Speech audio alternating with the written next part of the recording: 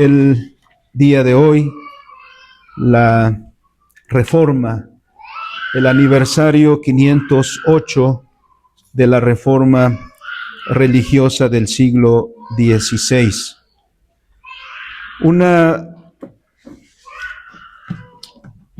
Es una obra, un evento de significación más allá de lo eclesiástico. Hemos, a lo largo de los días, en este mes, mencionado el Evangelio. El Evangelio es algo que todos nosotros hemos escuchado, que hemos aprendido desde el principio y que hemos, en muchas de las ocasiones, reducido en su significado. Cierto que el término Evangelio significa buenas nuevas, pero esas buenas nuevas se reducen a una mirada al destino. De hecho, muchas de las preguntas de contacto con las personas a quienes vamos a compartir el Evangelio es hacia el futuro. Si murieras hoy, ¿a dónde irías? El Señor Jesucristo nunca comenzó su enseñanza así, ni los apóstoles iniciaron la evangelización así. Ellos se centraron en el Evangelio del Reino, porque el Evangelio del Reino no se centra en el hombre, sino en Dios y en sus derechos, en su soberanía. Por eso es que al hablar del Evangelio, hablamos del Evangelio en su significado como cosmovisión. Hablamos del Evangelio en todas sus implicaciones, porque el Evangelio es un anuncio para el presente y establece los principios para nuestra vida presente, es decir, aquí y ahora.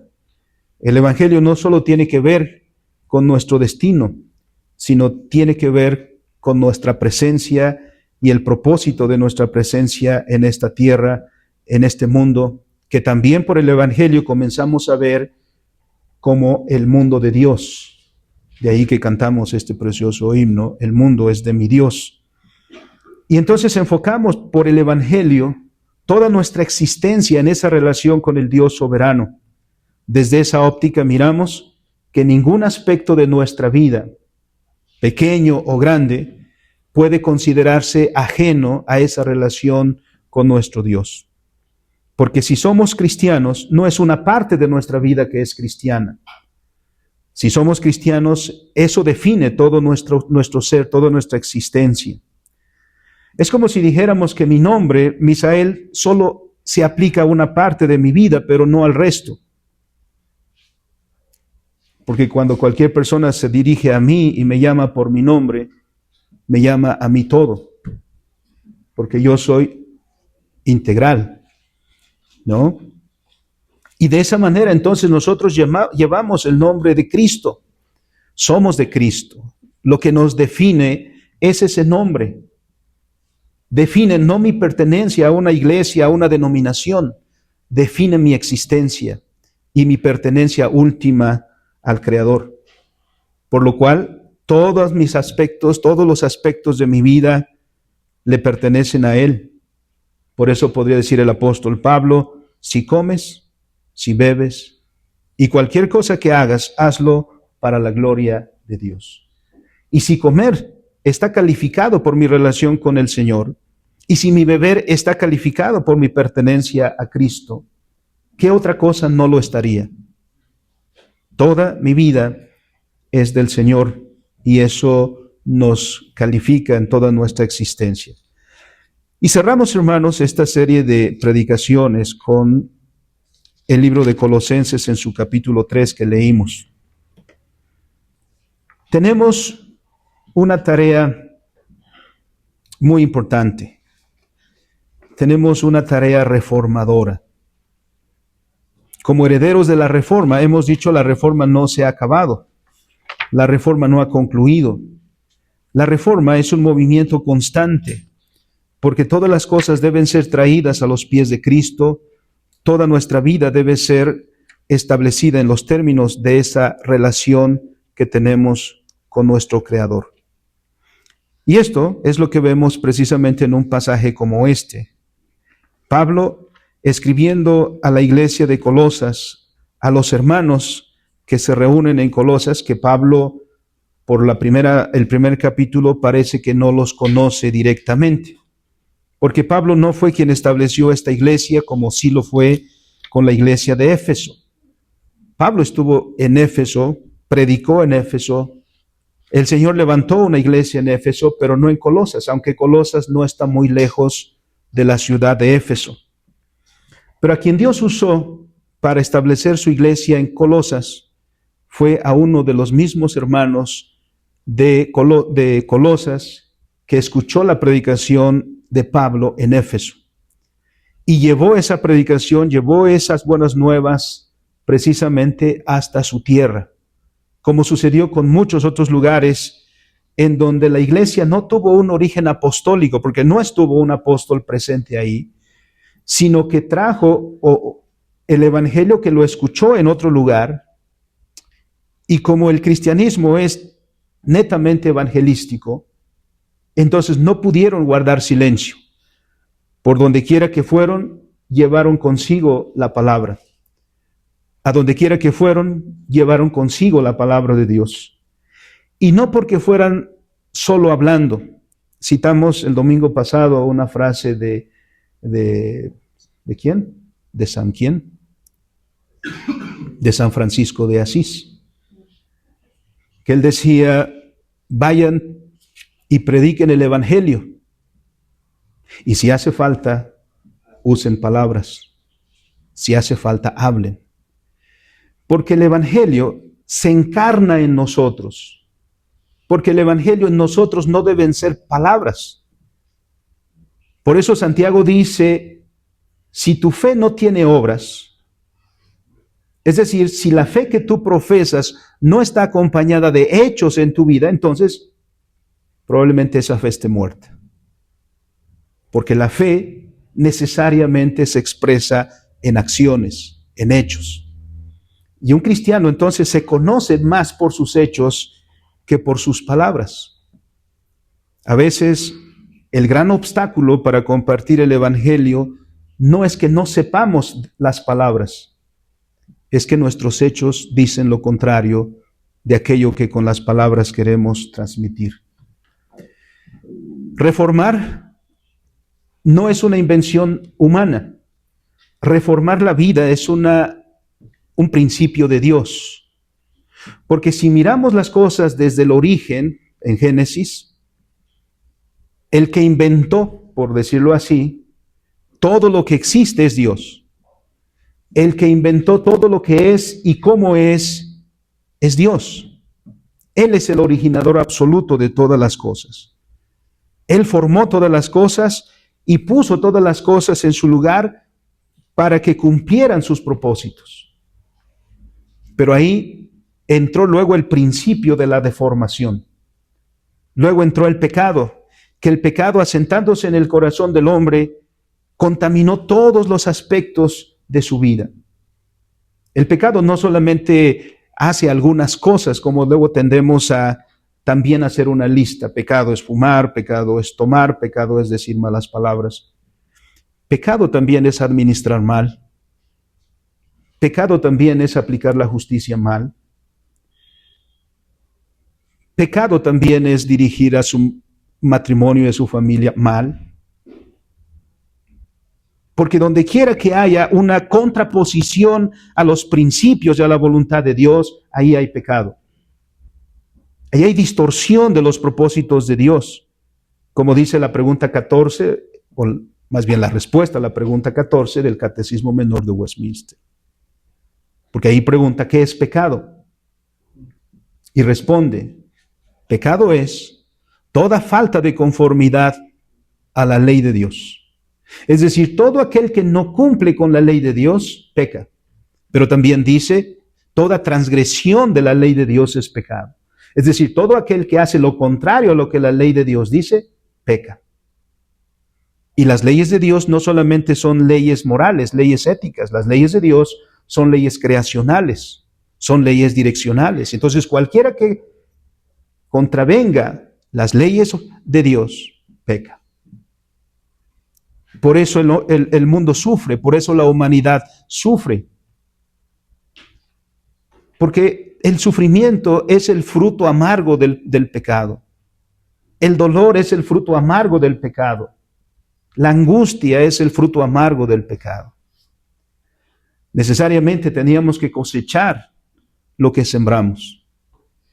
Dicen que el que siembra vientos recoge tempestades. ¿Cómo podríamos pensar que pecaríamos y no recibiríamos las consecuencias? Esa es la generación hoy que quiere hacer cosas y no sufrir las consecuencias. Quiere tener relaciones sexuales, pero no casarse. ¿No? O quiere tener relaciones sexuales, pero no hijos. Porque luego cuando quedan embarazados, ¿quiénes pagan? Quieren que nosotros, la sociedad, paguemos. Quiere, pero no quiere asumir las responsabilidades, las consecuencias de lo que hace. El pecado tiene sus consecuencias y las consecuencias son dolorosas, angustiosas, sufrimiento, dolor, es el fruto del pecado. Pero aquí entra Dios y Dios en su misericordia reforma.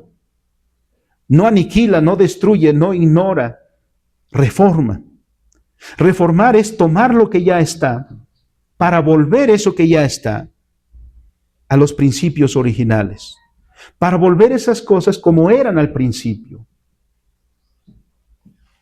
Dios en Cristo no viene para destruir la vida ni la obra de sus manos, viene para restaurar la obra de sus manos. Y eso comienza por restaurar al hombre a la relación original, o a las relaciones, diríamos en plural, porque es a la relación con el Creador, a la relación con su prójimo y a la relación con el cosmos. Eso es lo que hace Dios en Cristo Jesús. Y si el Señor es un reformador, ¿qué misión entonces tiene para su iglesia? Si la iglesia es la comunidad que ha retornado a Dios en Cristo, que ha recuperado la comunión original con su Creador, es que Dios le ha dado a su iglesia la tarea reformadora. Por eso no podemos sino ver el evangelio que hemos escuchado y ver las implicaciones de reforma que tiene para nosotros. ¿Quién no quiere una sociedad mejor que la que vemos hoy? ¿Quién no quiere un ámbito de su vida mejor? El ámbito laboral. ¿Quién no quiere un ámbito laboral mejor que las injusticias que hoy vemos? ¿Quién no quiere un ámbito legal mejor que el que tenemos hoy? ¿Quién no quiere un ámbito familiar mejor que los que vemos hoy? Familias mejores que las que vemos hoy. Matrimonios mejores que los que vemos hoy. ¿Quién no quiere que las cosas mejoren? Se invierte muchísimo en cosas que se piensa que pueden procurar el mejoramiento de la sociedad. La educación, por ejemplo. Y muchas otras cosas para que las cosas mejoren. Pero hay un problema. ¿Por qué las cosas no mejoran? Las cárceles, por ejemplo, no se llaman cárceles. Les decimos cárceles por la costumbre. Pero se llaman centros. ¿De qué? ¿Y de verdad cumplen ese propósito? ¿O son escuelas de alguien entró ahí por robar un poquito y sale como un maestro, ¿no? Con doctorado, dice. Bueno, no sé si tanto. Y eso es porque el problema es este, que la reforma de una sociedad no es una reforma que se da de afuera hacia adentro. La reforma, el cambio de una sociedad siempre se da de adentro hacia afuera. Primero se cambia a los ciudadanos en su mentalidad, en su pensamiento, y solo luego se ven sus efectos en todo lo que los seres humanos hacen. Quien quiera pensar que el cristianismo es una serie de reglas que se aplica de afuera hacia adentro, no está viendo bien el cristianismo.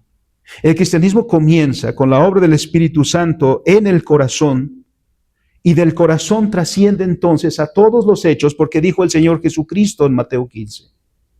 ¿De dónde provienen todas las cosas? El adulterio, la fornicación y todos los pecados del corazón. Y si del corazón salen todas estas cosas, también del corazón cambiado salen entonces la justicia, el amor, el gozo, etc.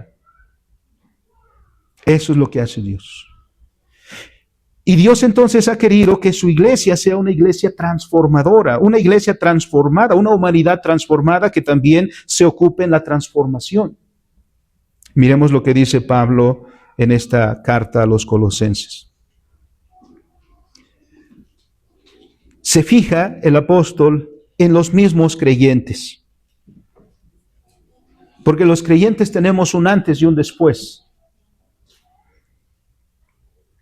Y Pablo dice, haced morir pues lo terrenal en vosotros.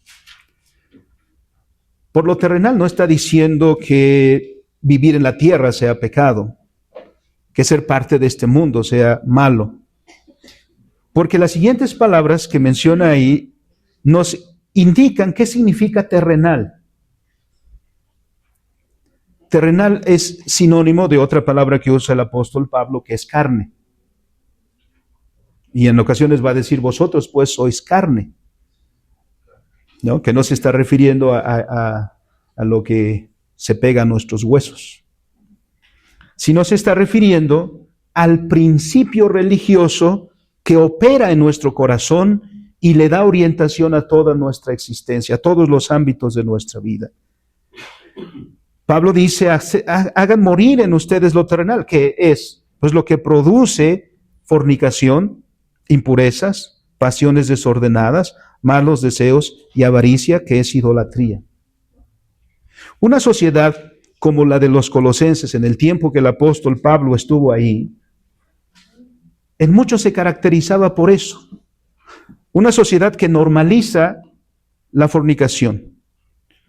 Una sociedad en la que, como en muchos casos la gente suele decir, no es malo. A mí no me parece que sea malo. Cuando algo se vuelve socialmente aceptado, ya nadie lo va a ver como malo. Y muchas de las tendencias es a que normalicemos muchas cosas. ¿Por qué somos bombardeados por todas partes para aceptar las cosas? Y a veces no nos damos cuenta que estamos siendo el objeto de ese ataque. Y más nuestros niños y nuestros jóvenes. ¿Por qué Nabucodonosor no le dio esa oportunidad en el capítulo 1 de Daniel a los ancianos de Israel? ¿Por qué escogió a los jóvenes?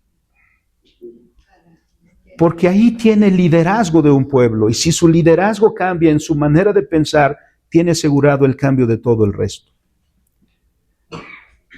Pablo dice, hagan morir en ustedes lo terrenal. Si nosotros no nos reformamos, no hay reforma que esperar. Si nosotros no cambiamos de manera de pensar, no hay cambio que esperar alrededor de nosotros. Nos quejamos, por ejemplo, de los que se estacionan en tercera fila en la calle. Pero a que nosotros justificamos estacionarnos en tercera fila porque las tortillas se me está tardando para llegar a la casa. Justificamos nuestra acción, criticamos la de los demás. Pero el inicio de la reforma comienza en nosotros. Y Pablo dice, haga morir en ustedes lo terrenal. Versículo 6, porque por todas estas cosas viene la ira de Dios sobre los hijos de desobediencia. Y en Gálatas capítulo 5 hay un paralelo de este pasaje. Porque entendemos con ese paralelo otra vez lo que dice terrenal aquí. En Gálatas capítulo 5 habla de los frutos de la carne. Carne es sinónimo de terrenal con este pasaje. Es decir, del espíritu que gobierna nuestra existencia, que es un espíritu antidios. ¿Y cuáles son los frutos que Pablo menciona ahí, que son frutos de la carne?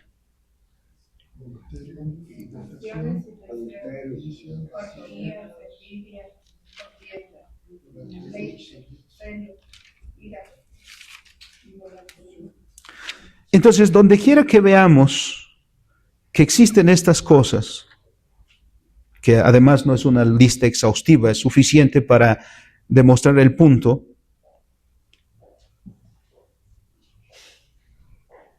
dice, donde quiera que vemos adulterios, fornicaciones, inmundicias, lascivias, idolatrías, hechicerías, enemistades, pleitos, celos. ¿Cuál es el espíritu que gobierna ahí? ¿Cuál es el principio que gobierna en esa persona, en esa sociedad? La carne. Es un espíritu antidios. Y si nosotros pertenecimos ahí e hicimos todas esas cosas, se entendía porque compartíamos con ellos. Pero la gracia en Cristo Jesús ha hecho una gran diferencia. Por eso Efesios 2 comienza diciendo que Él nos dio vida cuando nosotros estábamos muertos en delitos y pecados, en los cuales anduvisteis en otro tiempo. Sí, anduvimos en otro tiempo. Sí. Y ahora puede darnos vergüenza, pero entonces no nos daba vergüenza. Es Cristo el que ha hecho ese cambio. Pero también Pablo en Gálatas contrapone, porque ahora dice en esta misma pasaje, porque los deseos, versículo 17, porque el deseo de la carne es contra el espíritu y el espíritu es contra la carne. Hay un conflicto espiritual ahí.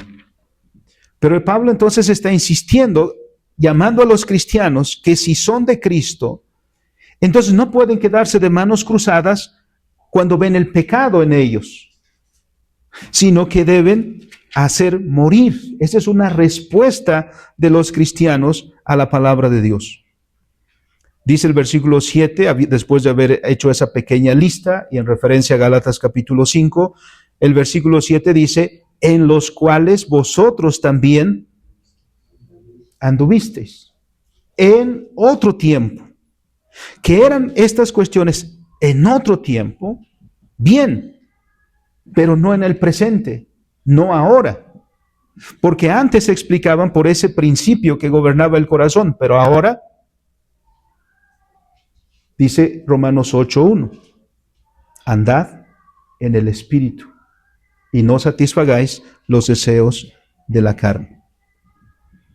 Por eso, habiendo dicho esto, en el versículo 8, el apóstol Pablo dice, pero ahora, está bien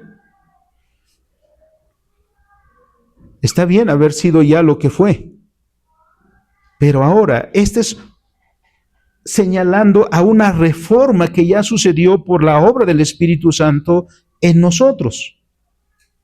Por lo cual dice, dejad también vosotros estas cosas. Ira, enojo, malicia, blasfemia, palabras deshonestas de vuestra boca. No mintáis los unos a los otros, habiéndoos despojado del viejo hombre con sus hechos. Ha ocurrido un cambio, dice el Señor. Ha ocurrido un cambio radical en sus corazones. Ese cambio radical, ese cambio se da en el corazón. Y es tan radical que implica el dejar todas estas cosas atrás, el dejar todo eso en el pasado y marcar un ahora. Porque es el ahora el que le da el principio a tu vida. Antes eras enemigo de Cristo y hacías las cosas que son y que muestran esa enemistad con Cristo. Pero ahora que eres de Cristo ya no puedes mantener aquello. Por eso dice, Deja. Quita todo eso. A veces nosotros no hemos reformado nuestra vida todavía. Y justificamos en muchas ocasiones diciendo lo que es tan popular, si ya saben cómo soy. Si ya saben cómo soy, ¿para qué me invitan? No. Una justificación así no ha entendido lo que está diciendo el texto. Sí, el Señor ya sabe cómo eras. Y sabiendo cómo eras, Él hizo ese cambio radical en el corazón. Y ese que cambió en tu corazón, porque no somos nosotros, es Él que cambió el corazón. Nosotros solemos dar testimonios y cuando yo vine a Cristo, lo cierto es que cuando Cristo me trajo a Él, que cuando Cristo me trajo a sí mismo. Ese es el cambio. Mientras no suceda eso, no va a haber un cambio externo. No va a haber. Puede invertirse todo lo que se quiera y no va a haber un cambio. El cambio es en el corazón de las personas. Pero no es un cambio por el cambio mismo. Porque mucha gente dice, hoy voy a cambiar. Bueno, muchos recordaron una canción, seguro.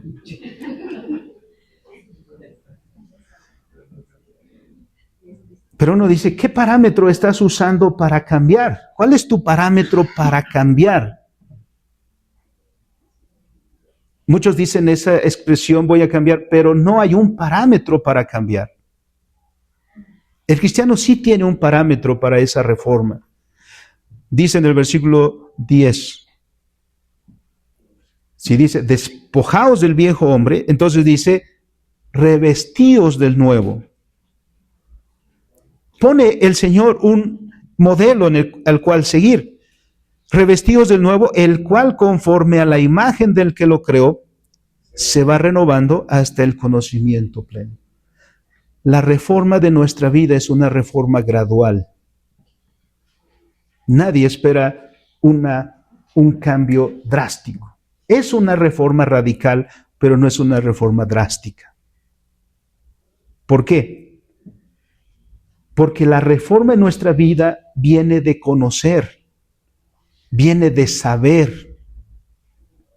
Se pueden imponer cambios, hermanos. Sí, quien tiene más poder puede obligar cambios usando ese poder. Y a los que estamos bajo ese poder, pues no nos va a quedar otra más que acatar esa orden. Pero no cambia nuestros corazones. Y aquí esta transformación no es una transformación que demuestra poder de alguien, sino es un poder que renueva nuestro conocimiento. Por eso Romanos 12:2 nos lleva a ese punto. El Señor nos enseña, por eso la enseñanza es tan importante. Quien menosprecia la educación, quien menosprecia la enseñanza del Señor Jesucristo, está atentando contra su propia vida. Sí. Quien menosprecia la enseñanza que el Señor provee, está actuando en contra de sí mismo. Dios nos dice en Romanos 12:2, no os conforméis a este siglo, porque ya nos sacó de ahí, sino dice, transformaos. Y nos da el principio. ¿Cómo va a ser esa transformación de nosotros? Por medio de la renovación de nuestro entendimiento. El cristianismo es una fe de conocimiento, que exige conocimiento. Cualquiera que conciba el cristianismo con una serie de reglas de qué hacer y qué no hacer, no entiende lo que es la fe cristiana. La fe cristiana enseña a cada individuo, a cada cristiano, porque cada cristiano es responsable delante de Dios. A veces la gente viene para que uno le solucione sus problemas, para que uno tome las decisiones que no quiere tomar. Pero las decisiones son de cada uno delante de Dios. La palabra de Dios enseña, te dice lo que es correcto, te dice lo que es justo, pero la responsabilidad o la respuesta a esa enseñanza es tuya. Por eso dice, no os conforméis a este siglo, sino renovaos por medio de la transformación de vuestro entendimiento. Debes entender la voluntad de Dios, porque si no, no la puedes seguir. Debes entender la voluntad de Dios, porque si no, no la puedes hacer. Debes entender lo que Dios pide de ti, porque si no, entonces no vas a poder responder como Dios quiere. No va a haber obediencia ahí. Y hay muchos cristianos que han entendido el cristianismo como solo hacer. En el siglo XVI, esa era una de las discusiones muy grandes, porque el cristianismo consistía en hacer algunas cosas en el día correcto, de la manera correcta. Es decir, ¿qué tan edificante puede ser pasar delante de una imagen y santiguarse? ¿Qué fruto puede tener en nuestra vida recordar que hoy es el día de San no sé qué? Y repetir un rezo a San lo que sea. Ninguno. La fe cristiana consiste en hacer. Por eso el salmista en el Salmo 1 y en otros salmos expresa su deleite en la palabra de Dios. ¿Por qué ese deleite? Porque cuando uno lee algo, hermanos, y le encuentra el hilo a esa lectura, el sabor a esa lectura, ¿no se deleitan? Por supuesto, el salmista se deleita en la palabra de Dios porque ese es el principio y veremos un poquito adelante. Entonces, el cambio en el cristiano no es un cambio solo por cambiar, sino un cambio hacia esa dirección y hacia ese modelo que está puesto para nosotros, porque se va renovando hasta el conocimiento pleno. En el versículo 12, una vez más dice, vestíos pues como escogidos de Dios, santos, amados, de entrañable misericordia, de benignidad, de humildad, de mansedumbre, de paciencia. Así como los versículos anteriores tienen una analogía con el capítulo 5 que hemos leído de los frutos de la carne, esta parte tiene una analogía con la siguiente parte, los frutos del Espíritu. Porque esa es la distinción con el cristiano. El cristiano ya no tiene el principio de la carne como principio de vida, sino el principio espiritual, el del Espíritu. ¿Y cuáles son los frutos del Espíritu?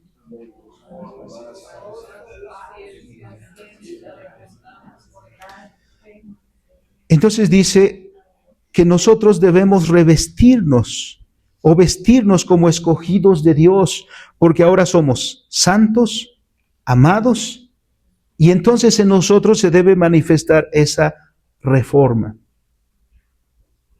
Por eso cuando un cristiano, cuando una persona es redimida, esa redención se comienza a manifestar en su vida. En todo lo que significa nuestra existencia. Porque hay múltiples relaciones en nuestra vida. Yo soy esposo, padre, también soy hijo, también soy hermano, también soy tío, también soy sobrino. Y todos aquellos que se quejaban de mí antes de conocer a Cristo porque era grosero, maledicente, etc., de repente dicen, ¿qué te pasó? No, ¿qué te pasó? Eso, no. ¿Qué te pasó? ¿Y por qué? ¿Porque ya no me gritas? ¿Porque ya no me insultas? Algo pasó. Y es este principio que reforma. Y con este principio es que los cristianos han llevado una influencia sanadora a su entorno. Hechos 2:47 dice que los cristianos le caían bien a todos. ¿No? Lo dice, tenían gracia con todo el pueblo. Porque los que perseguían a los cristianos eran los líderes que tenían el poder y que tenían el dominio de la sociedad. Pero a los vecinos les caían bien los cristianos. ¿Es confiable? Imagínense encontrarse una persona así que dice aquí, ya me perdí, 12, misericordioso, benigno, humilde, manso, paciente.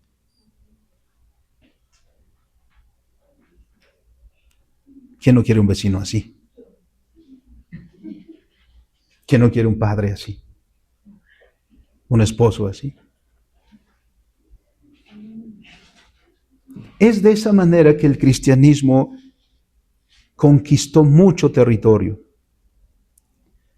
porque los cristianos eran consecuentes con este principio. Porque cuando la gente nos ve, hermanos, no pregunta ¿cuánto tiempo leíste la Biblia? O si le pregunta eso. ¿A qué iglesia vas? ¿Has ido al culto esta semana? No pregunta eso. Pregunta sobre lo que ve. Pregunta sobre lo que escucha. Eso es lo que pregunta. Ese es su enfoque. Y entonces, el cristianismo se ve. Por eso los que han conocido el Evangelio encarnan el Evangelio en su vida.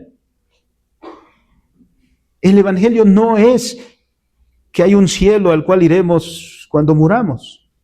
El Evangelio es que hay buenas noticias, que esas buenas noticias son para la vida del hombre y que esas buenas noticias las tiene un pueblo que las pregona. Pero que no solo con palabras, sino diciendo, mira mi vida, mírame a mí, mira lo que el Señor ha hecho conmigo. Esa reforma entonces trasciende la vida personal, enfocándose hacia los demás, por todas las relaciones que Dios ha puesto para cada uno de nosotros. Viviendo y recuperando los principios que Dios estableció desde el inicio de la creación. Por eso hemos señalado que el cristianismo es la religión del corazón. Nos aclaró nuestro hermano Hugo en una ocasión. ¿Y esto es por qué? Porque toda la fe cristiana se reduce en 2 mandamientos. El cristiano es alguien que ama a Dios. Y por amor a Dios, ama a su prójimo. Y ese amor que expresa el cristiano, ni es el peace and love de aquellos de los 60s y 70s del siglo pasado, ni es el amor romántico, es un amor que es fruto del Espíritu Santo en nuestros corazones, que trasciende a nuestra vida. Por eso dice, y sobre todas las cosas, vestidos de amor, que es el vínculo perfecto. El cristiano es alguien que ha encontrado ese vínculo perfecto con Dios y ese vínculo perfecto con sus semejantes. El no cristiano tiene un gran problema existencial, porque ninguno de estos 2 principios está en su vida. Y experimenta un gran vacío, un gran hueco en su corazón. No sabe lo que es el amor. Sustituye eso que le dicen que es amor con muchas cosas. El que está en Cristo sabe lo que es el amor. Sabe lo que es amar a Dios y sabe lo que es amar al prójimo. Porque ese es el vínculo perfecto. Ese es lo que perdimos con el pecado, pero lo restauramos en Cristo, porque Dios lo restaura en nosotros. Por eso el versículo 15 dice, y la paz de Dios gobierne vuestros corazones, a la que asimismo fuisteis llamados en un solo cuerpo, y sed agradecidos. Dijo el Señor Jesucristo, mi paz os dejo, mi paz os doy, no como el mundo la da, yo os la doy. Porque la vida cristiana, hermanos, no está exenta de problemas y de dificultades. Quien les venda la vida cristiana sin problemas y dificultades, Ni él mismo sabe lo que es la vida cristiana. Porque la paz de la que habla es el fruto de la reconciliación. Hermanos, donde hay problemas no hay paz. Donde hay pleitos no hay paz. Los pleitos nos roban la paz, nos roban la tranquilidad, nos roban la seguridad. Y eso es lo que hizo el pecado. Pero en Cristo, esa reconciliación con Dios trajo como resultado paz. Decía Juan Calvino que el impío hasta se espanta cuando camina y bajo sus pies escucha el crujir de las hojas. Hasta eso espanta al impío. Pero el cristiano puede estar como Pablo y Silas, después de haber sido azotados, advertidos y encarcelados, están en paz con Dios y están cantando. Porque nuestra paz no depende de las circunstancias. Nosotros no trazamos la felicidad como el mundo traza la felicidad, sino la felicidad es saber que todo depende de Dios, que mi vida está en las manos de Dios y que Dios llevará mi vida en sus manos siempre. Tengo paz en mi corazón. Y dice el salmista, aunque 10,000 acampen contra mí y quieran mi vida, yo voy a dormir como un bebé. Paz. Y un punto que referíamos antes, versículo 16, la palabra de Cristo more en abundancia en vosotros, enseñándoos y exhortándoos unos a otros en toda sabiduría. La vida cristiana que ha iniciado por la obra de Cristo en nuestro corazón, que es un cambio radical, esa vida cristiana que por el Evangelio nos está transformando, porque la vida cristiana es una reforma, sí es radical, pero es progresiva, es gradual. Esa reforma no tiene otro motor, sino el motor de la palabra de Cristo. ¿Qué es lo que movió a Lutero a hacer lo que hizo? A Calvino, a Farel, Zwinglio, Hus, Wycliffe, Tyndall, la lista es muy grande. ¿Cuál fue el motor de su quehacer, de su acción? Fue esto, la palabra. Cuando encontraron la palabra, fue la palabra y solo la palabra la que los guió. Porque dice, la palabra de Cristo more en abundancia en vosotros. He dicho, hermanos, que a veces usamos la escritura como si fuera un amuleto.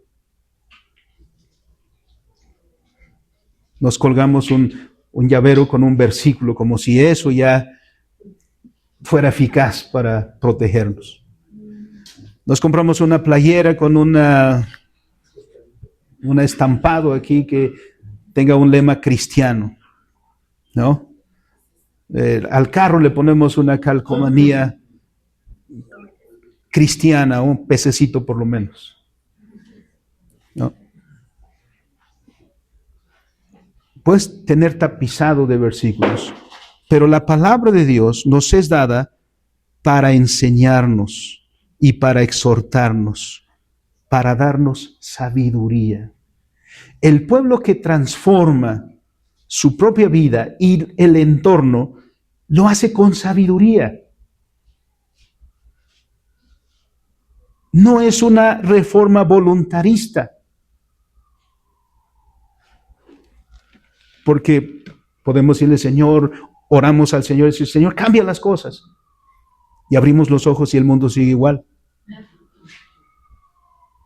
Porque el Señor hace su obra por medio de su pueblo, dándonos el ministerio de la reconciliación. Entonces, el ministerio de la reconciliación, 2 Corintios 5, nos da las pautas para nuestra reforma. Si vamos con esperanza, decía Abraham Kuyper, de cambio,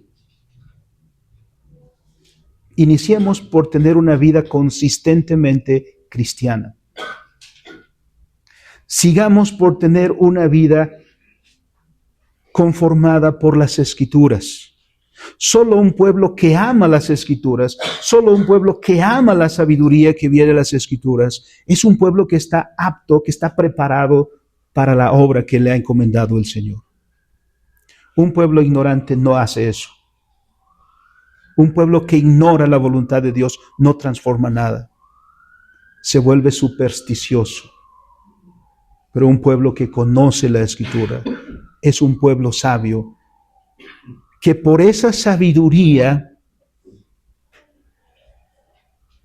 ¿qué lugar encontró José en Egipto? Que por la sabiduría que nació de la Escritura, ¿qué lugar ocupó Daniel en Persia? Por la sabiduría que viene de los mandamientos de Dios, ¿qué lugar ocupó Mardoqueo en el tiempo de Asuero? Y podríamos ir en una lista más grande. ¿Por qué nosotros no hemos trascendido? ¿Será que nos falta sabiduría? ¿Será que nos falta palabra de Dios? ¿Será que nos falta conocimiento de lo que es recto, de lo que es justo? Si es así, no esperemos más y vayamos a donde hay sabiduría. La reforma en el siglo XVI comenzó con la Escritura. En el siglo XXI no habrá reforma si no es con la Escritura. Un pueblo, por más que diga que es cristiano, pero no fiel a las Escrituras, no tendrá impacto en su entorno.